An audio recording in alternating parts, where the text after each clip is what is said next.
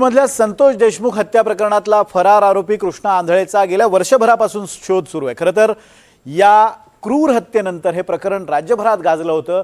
या प्रकरणातले काही आरोपी अटक झाले, मात्र कृष्णा आंधळे गेल्या वर्षभरापासून पोलिसांना गुंगारा देतोय।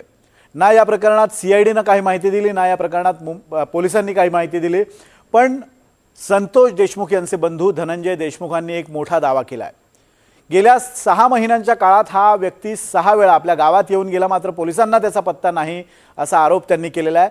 आणि पोलिसांनी सुद्धा खासगीमध्ये या दाव्याची कबुली दिलेली आहे। नेमकं काय घडतंय आपण पाहूयात या स्पेशल रिपोर्टमध्ये।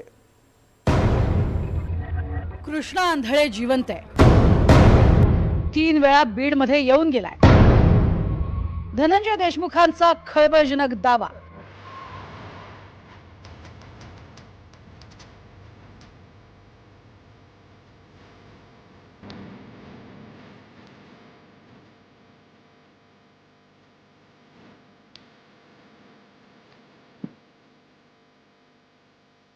बीड जिल्ह्यातल्या मस्साजोगचे सरपंच संतोष देशमुख यांच्या हत्येनं बीड जिल्ह्यासह संपूर्ण महाराष्ट्र हादरला।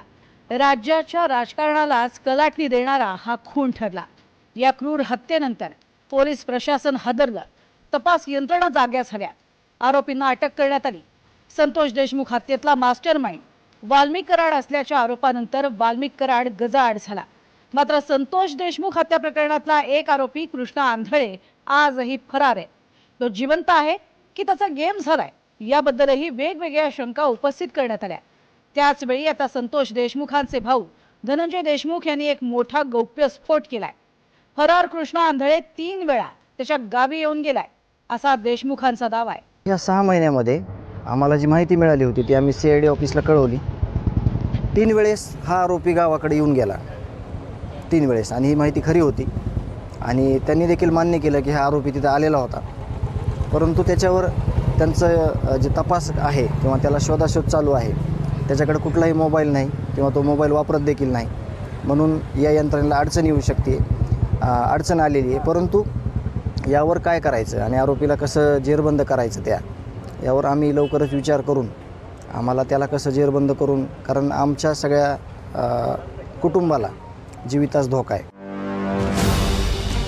धनंजय देशमुखांनी हा गौप्यस्फोट करताच एकच खळबळ उडाली आहे। कृष्णा आंधळे 3 वेळा गावी येऊन गेल्याची माहिती धनंजय देशमुखांनी सीआयडीला दिली असेल तर सीआयडी कारवाई का करत नाही असा प्रश्न अंजली दमानी यांनी विचारलाय।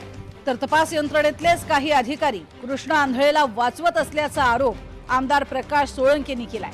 जवळजवळ 1.25 वर्ष झालं संतोष देशमुखांची हत्या होऊन, आणि त्यातले प्रमुख आरोपी जे आहेत कृष्णा आंधळे, त्यांना 3 वेळा ते त्यांच्या गावी येऊन राहून गेल्याची माहिती आता समोर आली आहे। आणि त्यांचे भाऊ धनंजय देशमुख यांचं म्हणणं आहे की त्यांनी ही माहिती सीआयडीकडे दिली होती।